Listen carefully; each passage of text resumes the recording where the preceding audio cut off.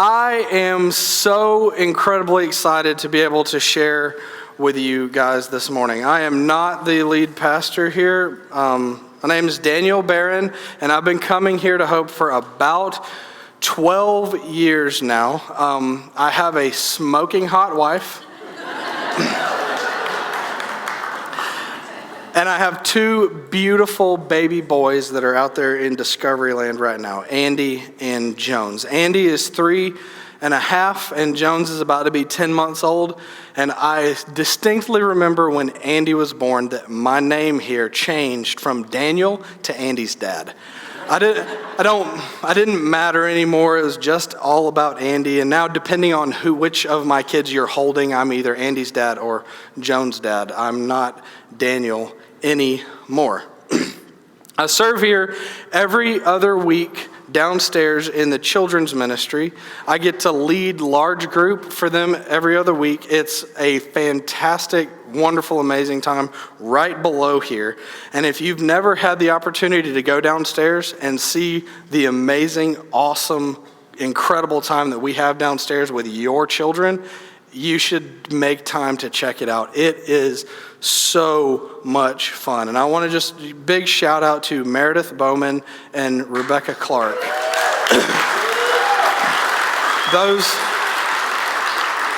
Those two people and their amazing leadership and servant hearts, God uses them to reach children every single week. And without them, the downstairs would just be absolutely boring.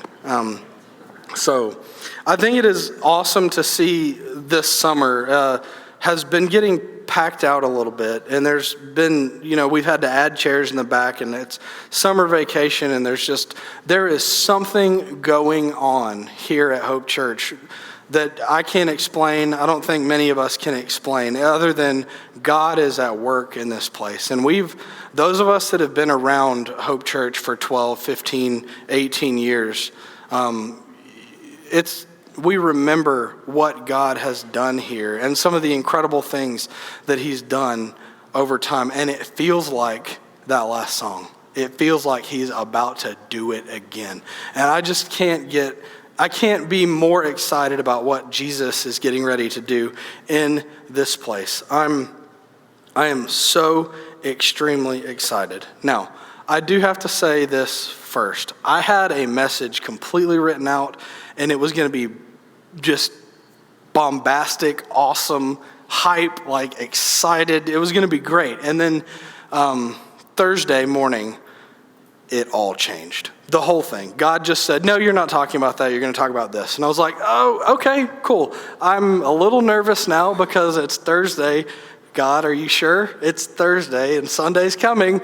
And so that it just worked out. So this is fresh on my heart. So before we jump into this, I want to take a moment and go to the Lord in prayer. So let's do that.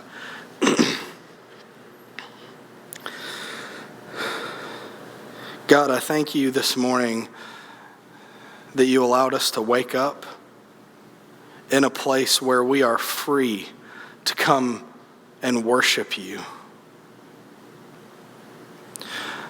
I thank you, Lord, that we are able to be here with our friends, with our brothers and sisters, that we're able to sing songs of praise to you, and that we're able to listen to your word. I ask, Father, that you would take a moment and soften these hearts. Let your spirit move across these people, myself included, and soften our hearts to be receptive to the word that you have for us. Soften our hearts to be receptive to worship openly and freely this morning. Remove me from this situation, Lord. May my words this morning be your words for your people. Amen. Many of you in this room, I see lots of familiar faces. There's lots of people here that know me pretty well. There's a lot of people in here that probably don't even know who I am. Some of you probably are like, who is this weird bearded, crazy haired guy up there on stage? it's exciting to see that, because this morning, the story that I'm going to be talking about is my story. And some of you know this story pretty well. And some of you don't know this story at all. And some of you might just have heard about it in passing. But even for those of you that know the story really well, there's going to be some nuance to this story today that you may not have heard before. And I really want you to focus in and listen to some of this story, because it's going to be new. Even if you know it really, really well, it's going to be new. Okay? Cool. Let's do this. So when I was 17 years old, I was the summer in between my junior and my senior year of high school. And everybody knows that's been a junior going into senior year. You're getting ready to be the top person at the school. You're getting ready to have the best year of your life. Senior year is just supposed to be fantastic and awesome and beautiful and full of friendship and laughter and new experiences. And just senior year is supposed to be awesome. And so we're getting ready to go into our senior year. And I went to a really awesome school right down the road, East Paulding High School, EPO. Sorry, Jacob. Sorry, buddy. So this summer was absolutely pivotal for me in my personal faith journey, which actually hadn't even started yet. I was going into my senior year, and I had been exposed to some things from friends and family and just different areas, and nothing really stuck. But I was spiritually curious. I was interested in spiritual things, but nothing had really drawn me in particular. As a matter of fact, I had been dating a girl at this point for about 2 years, and it was, pretty serious, and but it turned out that her family was pretty spiritual as well. And I was interested in this, and maybe not spiritual in the way that you would think. This particular family was actually a part of the Wiccan occult here in Paulding County. Now, they had never pressed anything on me, and I knew that they were different, but I had not been a part of anything that they were doing. So one weekend at the beginning of the summer, I was invited to go with them to a seance. Now, I had no idea what this meant. No, I have no clue what this means or anything like that. I just have some ideas that it probably involved campfires and songs and rituals. And I was interested in spiritual things at the time. So I was like, yeah, that'd be cool. I'll go along. And that morning, the morning that this was supposed to take place, later that evening, I woke up and, was going about my day, and I had this very real, powerful voice that spoke to me in my heart. It wasn't audible. I wasn't like, what was? It just spoke to me in my heart very deeply. It was very powerful, and it said, you need to end this relationship and don't go to the event. And it was just that simple. It was that clear. End the relationship and don't go tonight. And it was so powerful in my heart that I couldn't say no to it. I just didn't have the ability to say no. So it was like an hour later, toot, toot, toot, hey, we're done, bye. And it was just like that. It was 2-year relationship done. It was over, and I didn't know how or why, but I knew that this voice told me that there was something better that was going to come. So fast forward a few weeks, and nothing really had happened. I got a couple angry phone calls from, people that were like, why did you break up with her like that? Blah, blah, blah, blah, blah. And nothing really happened over this next couple of weeks. And I remember that we were getting ready to go to Bainbridge, Georgia to visit some friends. And because I lived in Bainbridge for about 5 years during middle school and the first year of high school. I had a lot of good friends down there. Some of my mom's best friends are down there, and we went, and we were going to go down to Bainbridge and visit. And we're going to get some last minute items, from Kroger or something. I don't even know where we were going, but we were driving out, and On the way, I look to the right, and I'm passing my buddy John's house. I'm like, look, it's John. That's weird. There's like 500 cars and an ambulance in the driveway. I don't know what's going on. So I whipped it in the driveway along with the other 500 cars and got out and started walking up the driveway. And I'm like, I need to figure out what's going on. Something's not right. And there was a man who I did not know started walking towards me on the driveway. And he asked me what my name was. I said, I'm Daniel. I'm one of John's friends. And he came down and put his arm around me and said, I'm Thomas Nelson. I'm a pastor at Hope Church. And John's going to need you over the next few days, weeks, and months. That's all he told me. He said, we can't have any more visitors right now. Just know that John's going to need you. I'm like, okay, cool, thanks. That's kind of vague, but I understand. So later that day, I got a call about what had happened. John's dad had actually had a massive heart attack and had passed away. And my heart felt for John and what was to come for him. So we actually stuck around and postponed our trip a little bit. We didn't go that immediately, and I hung around so that I could just give John a hug. I just felt like I needed to give John a hug. And so I walked down the driveway. John was like five houses down the road from me. And I walked down to his house and walking up the driveway, and John comes around the corner of the house. And, snot, like ugly cry, snot just everywhere. It was disgusting. And he comes over and throws himself on me, gives me this big hug, snots all over my shirt. It was just nasty, but I didn't care. I didn't care because I needed to be there for John. And his body went limp, and I was holding him there, and he told me I was the only brother he had left. And it shook me to the core when he said that to me. And I stood there holding his lanky body as he told me this. And it's not a lie, because it was a family of all girls. He had his mom, his dad was gone, so he had his mom, he had 2 sisters and a dog, and even the dog was a girl. So he was literally like the only guy there now. And so he told me I was the only brother he had left. I really didn't know what to say, and it melted my heart. Friendship can be a very powerful thing, and it isn't something that we should take for granted or throw away lightly. I remember the days passing after we got back from being out of town, and John would spend hours and even days at a time down at my house. And sometimes I think that it was just to escape the pain of having lost his dad. John loved drumming. Like Jackson, like he was a drummer to the core. He drummed all the time. And he was a tenor player in our high school drum line. That's where you got the 5 drums across the front and you play all the different, I can't do it, but he was really good at it. And so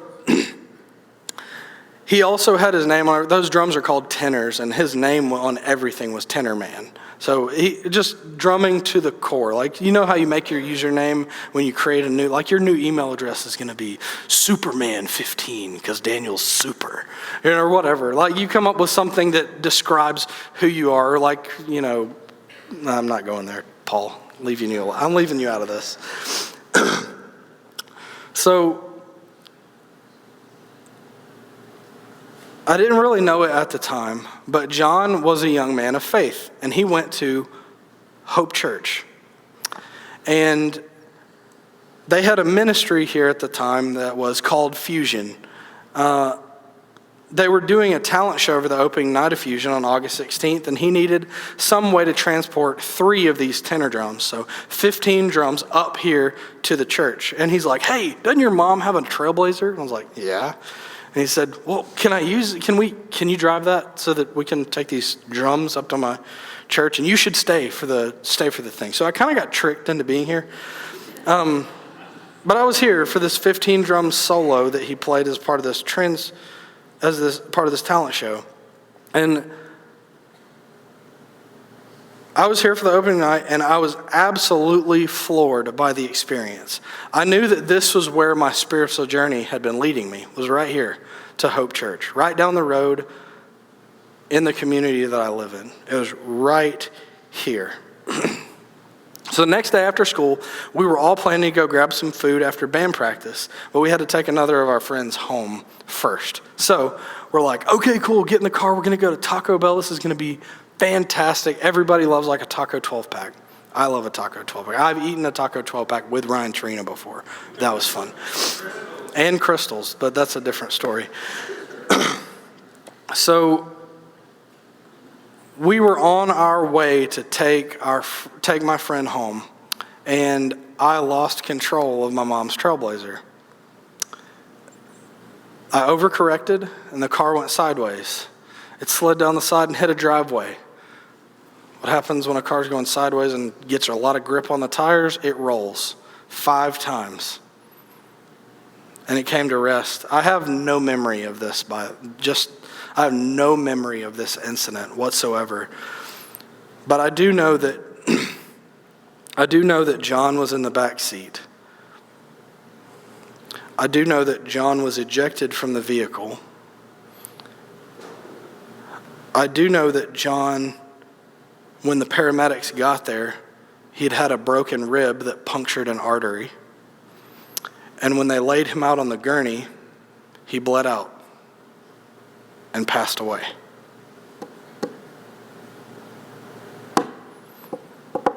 One other person passed away in that car accident as well, and it was the person we were taking home, and she just so happened to be my 1-month ex-girlfriend's little sister.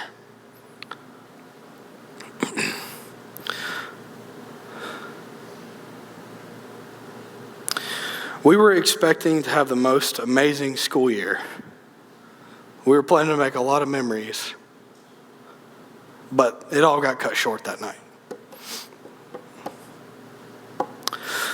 So that's the story of how my faith journey kind of began. But I need to add some stuff to it today. That's kind of what most of you have heard. I need to add some things to it today. I want to look at this story from a different person's perspective. I want to look at this from Lisa's perspective, John's mom.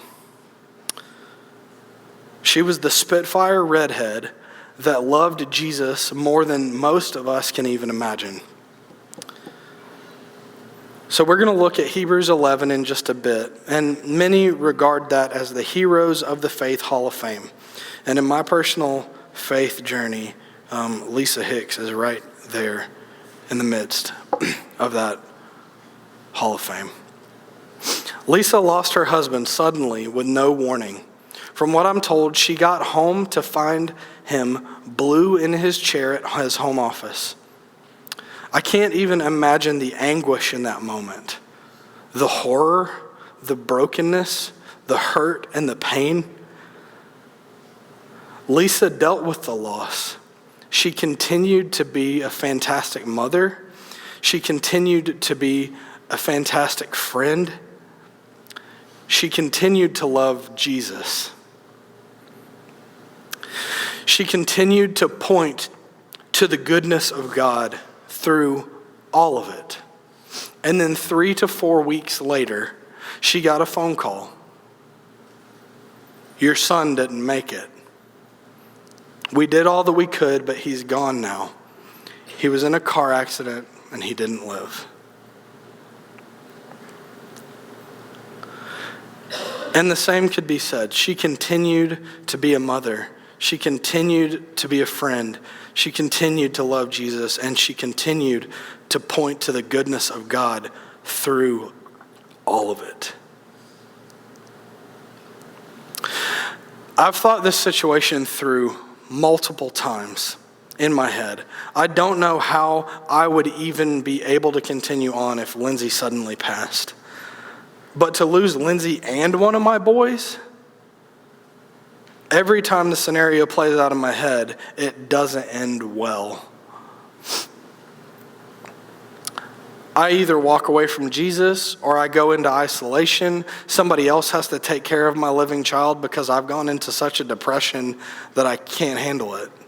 I cannot muster the strength to move forward, and I can't move on.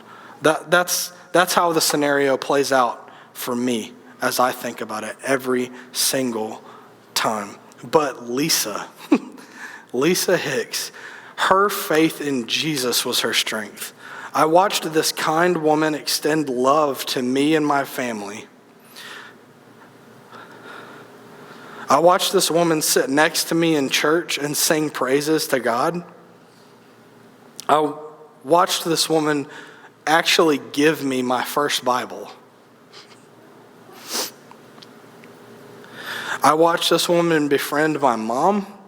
I watched this woman's faith in Jesus grow and grow and grow. It's like she became stronger and more confident in the Lord's goodness when everything around her said that he had abandoned her.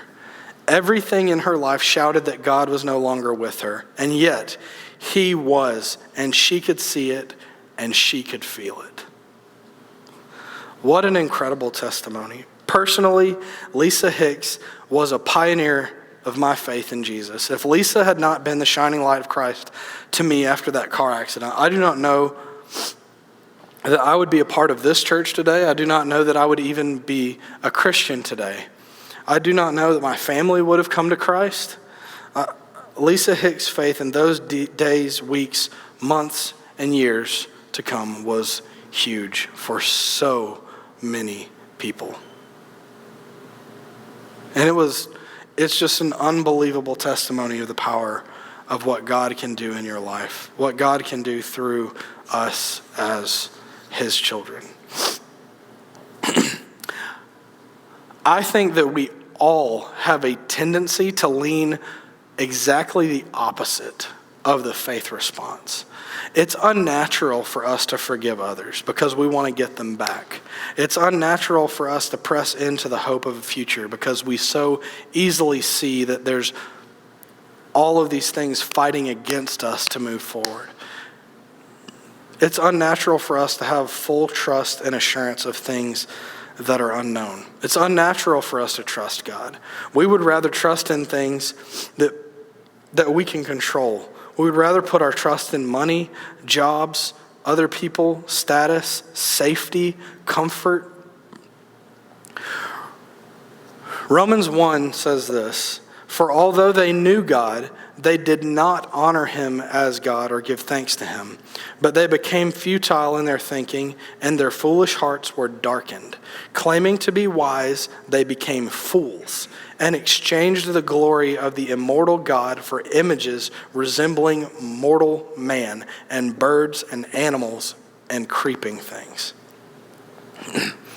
My fear for all of us from this passage is right there at the beginning. There's a lot there. For although they knew God, they knew who God was, they knew a lot about God, they did not honor him. Their knowledge of God did not translate to obedience to him.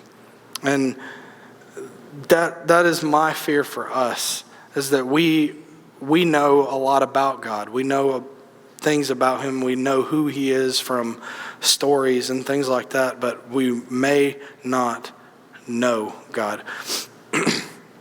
Luke chapter 18 says this, "The Pharisee," that's a religious leader, "standing by himself prayed thus, 'God, I thank you that I am not like other men, extortioners, unjust, adulterers, or even this tax collector.'" Now, this guy's praying to God, and he's thanking him that he's not like these other people. He's not an extortioner. He's not unjust. He's not an adulterer. He's not even like this tax collector. And tax collector is a really gentle word for an absolutely deplorable person. I won't get into the depth of that, but it's just a really gentle word for an absolutely deplorable person. He continues, he says, "I fast twice a week. I give tithes of everything that I get." But the tax collector, so that's his prayer's done. But the tax collector, standing far off, would not even lift up his eyes to heaven. He beat his breast, saying, God, be merciful to me, a sinner. That's his whole prayer. God, be merciful to me, a sinner. And this is the words of Jesus. I tell you, this man went down to his house justified rather than the other. Man, that's terrifying. That thought is something that shakes me to my core, that you can be a person who prays and thanks God for not allowing you to be a part of this, and this that we would all say are bad things. And you can thank him for it. And you can tithe on everything that you get. And you can be just a fantastic follower of the law. And yet after your prayer, you go away unjustified, outside the faith, not knowing Jesus. God does not know you. And yet the tax collector, the most deplorable of people, can come up, not even raise their eyes to the heavens, beat their breast and say, God, please have mercy on me. I'm a sinner. And that person is justified. I tend to lean toward I like to list out all the things that I do for God. I will serve downstairs. I'm up here preaching now. I sing fantastic songs. I lead small groups for the high school and college boys. I try my best to teach them about Jesus all the time. But the check boxes for the list don't mean anything if I don't know Jesus. One more. Matthew 7 says this, not everyone who says to me, Lord, Lord, will enter the kingdom of heaven, but the one who does the will of my Father who is in heaven. On that day, many will say to me, Lord, Lord, did we not prophesy in your name and cast out demons in your name and do many mighty works in your name? And then this is Jesus, I will declare to them, I never knew you. Depart from me, you workers of lawlessness. Sometimes the Bible it's so heavy and it's so weighty and it gives us things that we don't feel like we can sit under. That's a terrifying passage. How can you do all of these things for God and yet not know him? I've asked myself that question. How can I be an active member here and do this, and this, and not know him? It seems like it's an active part of knowing him means that you do these things. But it's a matter of motivation and the intent of our hearts. The intent of our hearts is what God is after. He says Jesus consistently attacks the idea of right action without right heart. He says that we can be like whitewashed tombs that look great on the outside but are just dried up bones on the inside. Jesus is indicating that we can be so focused on working for him that we forget to spend time with him and get to know him. He's indicating that we can have right action and belief without faith that commends our souls. So I bet some of you at this point are kind of like, I get it, Daniel. We're all terrible people, and I came here having a great day, and now I feel like junk. Please say something nice. Okay, cool. I'm with you. I feel it. Let's say something nice. That was my intro, by the way, Christian. I told you. That was the intro. So, if you have a Bible and you've turned it to Hebrews chapter 11, that's where we're going to be today. It's where we're going to spend the majority of our time. And I do hope that you packed a lunch for your kids because we're going to be here for a long time. I'm just kidding. But we do need to get going. So the coming pieces are so important. So if you've tuned out because you're like, hey, I knew the story, it's cool, like you added a detail there. Like, if that's you, tune in right now. Check back in. This is so important. This is so important. Hebrews chapter 11, verse 1 says this: "Now faith is the assurance of things hoped for, the convictions of things not seen." There it is. That's faith. And the word assurance, that word carries weight. How many things in this life can we be absolutely sure of? And I bet if you ask that to a bunch of people, the only things they're absolutely sure of is that you're going to be born, you're going to pay taxes, and you're going to die. Those are the only things in this world, in this life, that we can be absolutely sure of. The writer of Hebrews, though, is telling us that there is something else that you can be absolutely sure of. It's that faith in Jesus Christ and his promises to us. Those are the things that we can be absolutely sure of. We live now in the already but not yet. The people in this Hall of Fame that we're getting ready to walk through lived where they knew that the promises were coming, but they didn't get to see them get here. We live after Christ has already been ascended into heaven. That's what they longed to see. And we get to see it. And their faith should be an example. And our faith should be this on steroids, frankly. Because we live after Christ has already been ascended into heaven. And we're waiting for him to come back and get us. Verse 4. By faith, Abel offered up a more acceptable sacrifice than Cain, through which he was commended as righteous. Verse 5. By faith, Enoch was taken up so that he should not see death, and before was commended as having pleased God. Verse 6, without faith, it's impossible to please him. 7, by faith, Noah, being warned by God concerning events yet unseen, in reverent fear constructed an ark for the saving of his household, and he became an heir to the righteousness that comes by faith. By faith, Abraham obeyed when he was called to go to a place that he was to receive an inheritance. By faith, Sarah, Abraham's wife, was given the power to conceive, even though she was past the age, since she was considered him faithful who had promised. By faith, Abraham, when he was tested, offered up Isaac. By faith, Isaac invoked future blessing on Jacob and Esau. By faith, Jacob, when dying, blessed each of the sons of Joseph.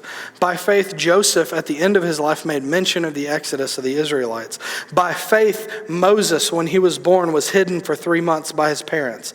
By faith, Moses, when he was grown up, refused to be called the son of Pharaoh's daughter, choosing rather to be mistreated with the people of God than to enjoy the fleeting pleasures of sin. The list from this chapter goes on and on and on. But I think you guys get the picture here that things of God were accomplished in and through people by what? Faith. They were accomplished in and through people by faith. Faith is the vehicle that God does his work in and through the world.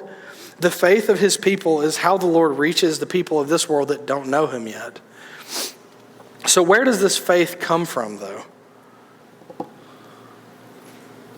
Is it something that we just muster up on our own? Is it something that you can get by praying a special prayer or coming down here and kneeling at the altar? Is it something that you can get by coming to the front of the room? I think the following chapter, Hebrews 12, gives us a little insight into where this faith comes from. The following chapter is Hebrews 2. It says, Hebrews 12, it says this: therefore, since we're surrounded by so great a cloud of witnesses, let us lay aside every weight and sin which clings so closely, and let us run with endurance the race that is set before us, looking to Jesus, the founder and perfecter of our faith. Jesus is the founder of our faith. Our faith comes from Jesus. Ephesians 2 says it like this: for by grace you have been saved through faith, and this is not your own doing. It is the gift of God, not a result of works, so that no one may boast. Our faith is a gift from God. The faith that you have was given to you by God. It is not something that you mustered up on your own. It is not something that you've earned by something that you did. It is simply the free gift of God. So that being said, I think there's a few things that we can do to ensure that God is pouring into our faith bucket, to ensure that God is going to grow our faith. Read your Bible. Don't only read your Bible, let the Bible read you. What I mean by that, when you see things in the Bible that might be contrary to your life, spend time digging into that, flesh it out. Paul says to work out your salvation with fear and trembling. Read it, let it read you, grow and change because of the Word. Let the Word change your heart, your soul, and your mind. And put those things into practice. Spend time with God through prayer, fasting, and music on your way to work. Share deeply with others by joining a group. Share your struggles, your highs and lows, your dreams about the future, fears that you have about the future. Share those things with the people of God, with the people that you're sitting next to. These are 3 simple ways to get involved in the life of Hope Church. 3 simple ways to invest in your relationship with God. 3 simple ways to allow God to grow your faith in Him through thick and thin. So I wanted to wrap today's message up by talking a little bit about 2 things that happened yesterday. 2 things I was a part of yesterday. They are fully separate events, mutually exclusive, but they are tied together in a pretty wonderful package. I went to my good friend Stephen Ventry's 30th birthday party yesterday. It's hard for me to think that me and my friends are 30 now, but sorry. So I went to my good friend Stephen Ventry's 30th birthday party last night. There were 8 or so people there. We've all been friends since we had small group at Fusion right here. We sat on this row and then across here. There were probably 16 to 20 of us in the group, but 8 of us still hang out pretty regularly. And we sat literally right here in this room. That's where our faith and our connection and friendship began to build and grow. We were reminiscing about all the fun times that we'd had back in the day, and we talked a lot about the stupid things that we did as teenage boys. The evening was filled with laughter and love, and I honestly cannot imagine where my life would be right now if it weren't for some of the men in that group. Our conversation shifted as we talked about the events of this past week.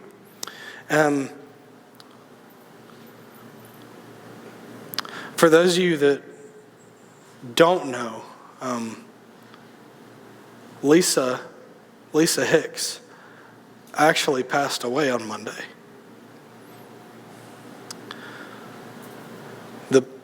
The pioneer of my faith, the lady that showed me what it meant to be a Christian, passed away this week.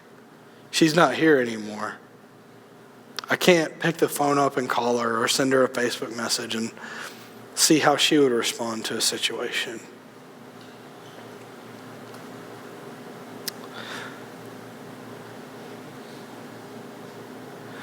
We talked a lot about how the events in her life had led to our group even being formed.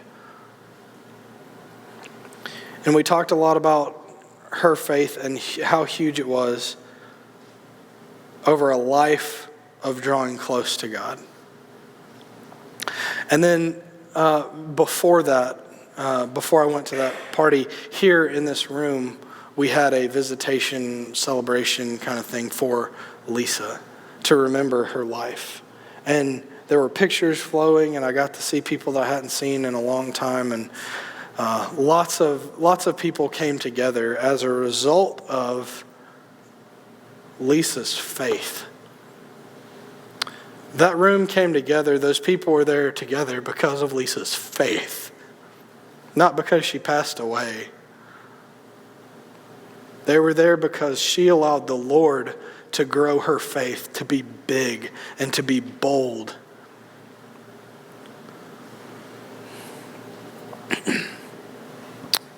Something that seemed fitting for today is a song.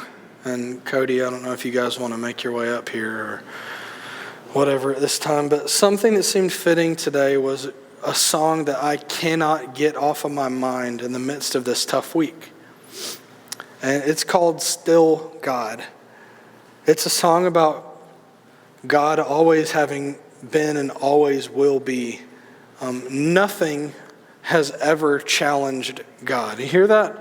Nothing has ever challenged God. We're constantly challenged with temptation and loss and hurt and pain, but God is still God. Before the world began, before Jesus' final breath, before the car accident, before that miscarriage, before the loss of a loved one, before that disease, nothing has ever challenged God. Nothing ever will challenge God.